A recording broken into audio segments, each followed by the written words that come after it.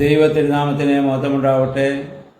Bible reading പ്രോഗ്രാമിൽ സംബന്ധിക്കുന്ന ഏവർക്കും കർത്തനാമത്തിൽ സ്നേഹവന്ദനം. 2 ശമൂവേൽ 21 അധ്യായമാണ്. ഇവിടെ നമ്മൾ കാണുന്നത് ദാവീദിൻ്റെ കാലത്ത് 3 വർഷം കഠിന ക്ഷാമം ഇസ്രായേലിലുണ്ടായി. ആദ്യത്തെ 2 വർഷം ഇതൊരു പ്രകൃതി ദുരന്തമെന്ന രീതിയിൽ ദാവീദ് അത് മനസ്സിലാക്കിയിട്ടുണ്ടാവും.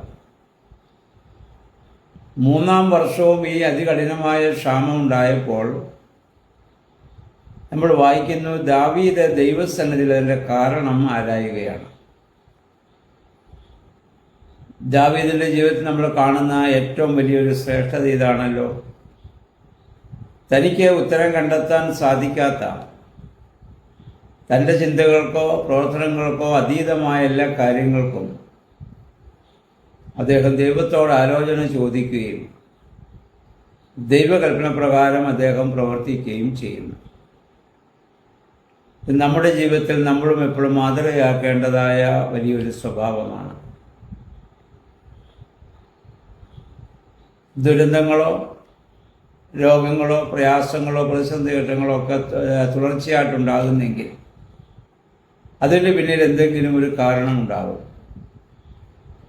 അതിന് ദൈവസന്നിധിയിൽ നമ്മൾ നമ്മെ തന്നെ സമർപ്പിച്ച് നമ്മൾ പ്രാർത്ഥിക്കുകയും അതിൻ്റെ കാരണം അന്വേഷിക്കുകയും ചെയ്യണം. യഹോവയായ ദൈവം ദാവീദിന് വെളിപ്പെടുത്തുന്നു എന്താണ് കാരണം. ഗിബെയോന്യരെ ശൗൽ രാജാവ് കൊന്നു എന്നുള്ളതാണ്. ഇസ്രായേലിന്റെ മരുഭൂമി യാത്രയിൽ ഗിബെയോന്യ ദേശത്ത് വന്നപ്പോൾ യഹോവയായ ദൈവം അന്ന് യോശുവയോട് പറഞ്ഞിരുന്നു, അവരെ കൊന്നുകളയുക. പക്ഷെ അവര് വളരെ ഉപായരൂപേണ യോശുവയെ വന്ന് കണ്ടിട്ട് തങ്ങളെയോ തങ്ങളുടെ സന്തതി പരമ്പരകളെയോ വധിക്കുകയില്ല എന്ന് യോശുവയോട് പറഞ്ഞ് ദൈവനാമത്തിൽ ഒരു ഉടമ്പടി ചെയ്തു. ആ ഉടമ്പടിയാണ് സൗൽ രാജാവ് ഇവിടെ ലംഘിച്ചത്. ദൈവനാമത്തിൽ ചെയ്ത ഉടമ്പടി ലംഘിക്കുന്നത് ശത്രുവിനോടാണെങ്കിൽ പോലും ദൈവം അത് വളരെ സൂക്ഷ്മതയോടെ നോക്കും എന്ന കാര്യം നമുക്കിവിടെ മനസ്സിലാക്കാവുന്നതാണ്. കാരണം 10 കൽപ്പനകളിൽ ഒന്നാണ് ദൈവത്തിൻ്റെ നാമം വൃഥാ എടുക്കരുത്. ദൈവനാമത്തിൽ ചെയ്യുന്ന ശപഥങ്ങൾ പാലിക്കുവാൻ നമ്മൾ ബാധ്യസ്ഥരാണ്. നമ്മൾ ഓരോരുത്തരും എല്ലാ ശുശ്രൂഷകളിലും ഓരോ ദൗത്യങ്ങൾ നമ്മളൊക്കെ ഏർപ്പെടുമ്പോഴും ദൈവനാമത്തിൽ നമ്മൾ ശപഥം ചെയ്യുന്നവരാണ്. അത് പാലിക്കുവാൻ നമ്മൾ ബാധ്യസ്ഥരാണ്. അപ്പോൾ അങ്ങനെയുള്ള ആ ഗിബെയോന്യരുടെ നിഷ്കളങ്ക രക്തം ഭൂമിയിൽ വീഴ്ത്തിയതിൻ്റെ പരിണിതഫലമാണ്, യഹോവയോടുള്ള ഉടമ്പടി ലംഘിച്ച് ആ നിഷ്കളങ്ക രക്തം വീഴ്ത്തിയതിൻ്റെ പരിണിതഫലമായിട്ടാണ് ഇവിടെ പ്രകൃതി ദുരന്തങ്ങൾ ഉണ്ടാകുന്നത്, അല്ലെങ്കിൽ അത് അതികഠിനമായ ക്ഷാമമുണ്ടായതെന്ന് നമ്മൾ മനസ്സിലാക്കുന്നു. ഉൽപ്പത്തി പുസ്തകം 4-ാം അധ്യായം നമ്മൾ പഠിക്കുമ്പോൾ കായേനും ഹാബേലും ദൈവത്തിന് വഴിപാടുമായിട്ട് വരുന്നതും, ഹാബേലിൻ്റെ വഴിപാടിൽ ദൈവം പ്രസാദിക്കുകയും കായേൻ്റെ വഴിപാടിൽ ദൈവം പ്രസാദിക്കാതിരിക്കുകയും, കായേന് അസൂയയും കോപവും കൊണ്ട് ഹാബേലിനെ കൊണ്ടുവന്ന് കൊന്നുകളയുകയും ചെയ്യുന്നുണ്ട്. അതിനുശേഷം കായേൻ ദൈവസന്നിധിയിൽ വരുമ്പോൾ യഹോവയായ ദൈവം ചോദിക്കുന്നതിൻ്റെ അനുജനായ ഹാബേൽ എവിടെ? അപ്പോൾ അവൻ പറയുന്നു, ഞാൻ അറിയുന്നില്ല, ഞാൻ അനുജൻ്റെ കാവൽക്കാരനാണ്. അപ്പോൾ ദൈവം പറയുന്നു, നീ എന്തു ചെയ്തു? നിന്റെ അനുജൻ്റെ രക്തം ഏറ്റുവാങ്ങാൻ കാരണമായ ഭൂമി വിട്ട് നീ ശാപഗ്രസ്തനായി പോകേണ്ടി വരും. ഇനി മേലാൽ ഭൂമി തൻ്റെ വീര്യം നിനക്ക് നൽകുകയില്ല. ഇവിടെ കായേൻ വാസ്തവത്തിൽ ഭൂമിയോട് നേരിട്ട് തെറ്റൊന്നും ചെയ്തില്ല, തെറ്റ് ചെയ്ത് സഹോദരനോടാണ്.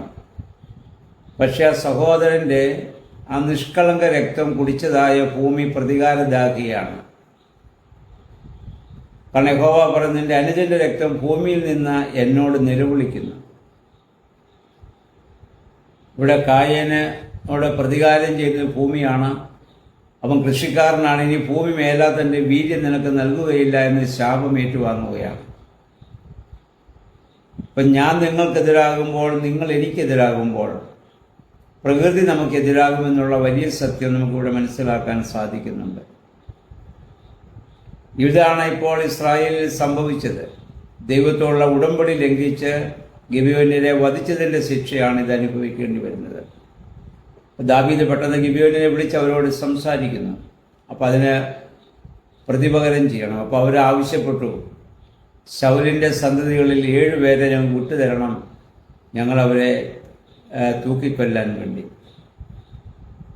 അങ്ങനെ ആ പാപം ഞങ്ങളിൽ നിന്ന് അത് നീക്കപ്പെടാൻ കാരണമായിട്ട് തീരണം. സൗൽ രാജാവ് അത് സമ്മതിച്ചു. ഇതിൽ സൗലിൻ്റെ മകൻ യോനാദാന്റെ മകൻ മെഫീബോശേത്ത്, അവനെ കുറിച്ച് നമ്മൾ ഇതിനു മുമ്പ് വായിച്ചതാണ്. 2 കാലിൽ നടക്കാൻ മേലാതെ മുടന്തനായ ഒരു മകൻ. അവനെ ദാവീദ് കൊണ്ടുപോയി സംരക്ഷിച്ചൊക്കെ നമുക്കറിയാം. അവനെ മാത്രം ഞാൻ വിട്ടുതരില്ല, കാരണം അവൻ്റെ അപ്പൻ യോനാദാനുമായി ഞാനൊരു ഉടമ്പടി ചെയ്തിരുന്നു, അവനെയോ അവൻ്റെ സന്തതികളോ ഞാൻ നശിപ്പിക്കില്ല എന്ന്. അപ്പോൾ ആ ഉടമ്പടി എനിക്ക് പാലിച്ചേ പറ്റുകയുള്ളൂ. അതുകൊണ്ട് അവനൊഴികെ ബാക്കി ഉള്ളവരെ വിട്ടുകൊടുത്തു. അവരെ കൊണ്ടുവന്ന് കൊല്ലുന്നതായി താഴെയുള്ള ഭാഗങ്ങൾ നമ്മൾ വായിക്കുന്നുണ്ട്. അവർ വധിക്കപ്പെട്ട് കഴിഞ്ഞപ്പോൾ റിസ്പ എന്നു പേരുള്ള ഒരു സ്ത്രീ രാവും പകലും ആ മൃതശരീരത്തിൻ്റെ കാവൽ നിന്ന് പക്ഷികളോ കാട്ടുമൃഗങ്ങളോ അത് കൊണ്ടുപോയി ഭക്ഷിക്കാതെ ആ മൃതശരീരത്തെ സംരക്ഷിക്കുകയും അതറിഞ്ഞവനായ ദാവീദ് അവിടെ ചെന്ന് ആ മൃതശരീരങ്ങളും അതോടൊപ്പം ശൗലിൻ്റെയും യോനാദാദിൻ്റെയും ഒക്കെയും അസ്ഥികൾ ശേഖരിച്ചിട്ട് അവരുടെ ശൗലിൻ്റെ പിതാവായ കിഷിൻ്റെ കല്ലറയിൽ കൊണ്ടുവന്ന് സംസ്കരിക്കുകയാണ്. അപ്പോൾ അവർ ചെയ്ത തെറ്റിന് അവർ ശിക്ഷ അനുഭവിക്കണം. അത് മാതാപിതാക്കൾ ചെയ്യേണ്ട ശിക്ഷയാണ് മക്കൾ ഇവിടെ അനുഭവിക്കേണ്ടി വരുന്നത്. ആണെങ്കിൽ പോലും അവരങ്ങനെ ശിക്ഷിക്കപ്പെട്ടവരാണെങ്കിൽ പോലും അവരുടെ ഭൗതിക ശരീരത്തോടും അവരുടെ അസ്ഥികളോടും ദാവീദോട് ബഹുമാനം കാണിക്കുകയാണ്. അവരുടെ പൂർവ്വപിതാക്കന്മാരുടെ കല്ലറയിൽ അവരെ കൊണ്ട് മാന്യമായി അവിടെ സംസ്കരിക്കുന്നതായി നമ്മളിവിടെ കാണുന്നുണ്ട്. നമ്മളും ദൈവസ്ഥലത്തിൽ എടുക്കുന്നതായ ഓരോ സത്യവും ഓരോ നേർച്ചയും അത് വൃഥാവല്ല എന്നുള്ള അത് ഒരിക്കലും വൃഥാവാവുകയില്ല എന്നുള്ള ബോധ്യത്തോടെ അത് നിവർത്തിപ്പാൻ ഞാനും നിങ്ങളും ബാധ്യസ്ഥരാണ്. സൗൽ രാജാവിൻ്റെ ജീവിതത്തിൽ വന്നതായ ഒരു തെറ്റ് ഇസ്രായേലിൽ അത് ക്ഷാമമായി അല്ലെങ്കിൽ അതൊരു വലിയ ശിക്ഷയായി അവർക്ക് അനുഭവിക്കേണ്ടി വരുന്നത് പോലെ നമ്മൾ ചെയ്യുന്നതായ തെറ്റുകളും അകൃത്യങ്ങളും നമ്മുടെ തലമുറകളെയും ഈ പ്രപഞ്ചത്തെയും ബാധിക്കുമെന്ന ബോധ്യത്തോടെ പ്രവർത്തിക്കാൻ നമുക്കിടയായിത്തീരണം.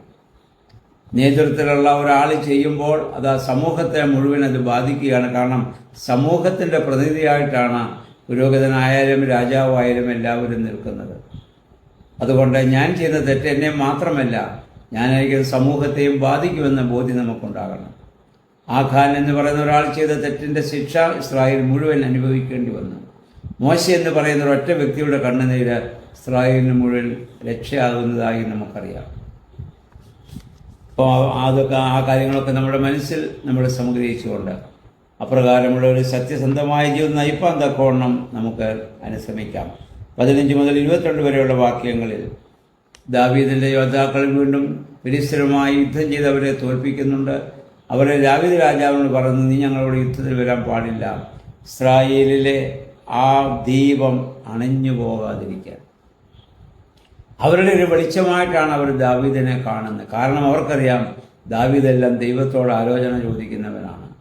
ദൈവഹിതപ്രകാരം മാത്രം ചിന്തിക്കുകയും പ്രവർത്തിക്കുകയും ചെയ്യുന്നതായ ഒരു മനുഷ്യനാണ് അവൻ ദൈവത്തിൻ്റെ ദൈവത്തോടുള്ള വലിയ ബന്ധം മനസ്സിലാക്കിക്കൊണ്ടാണ് അവർ പറഞ്ഞത്, അവർ ഞങ്ങൾക്കൊരു വലിയ വെളിച്ചമാണ്, ദീപമാണ്.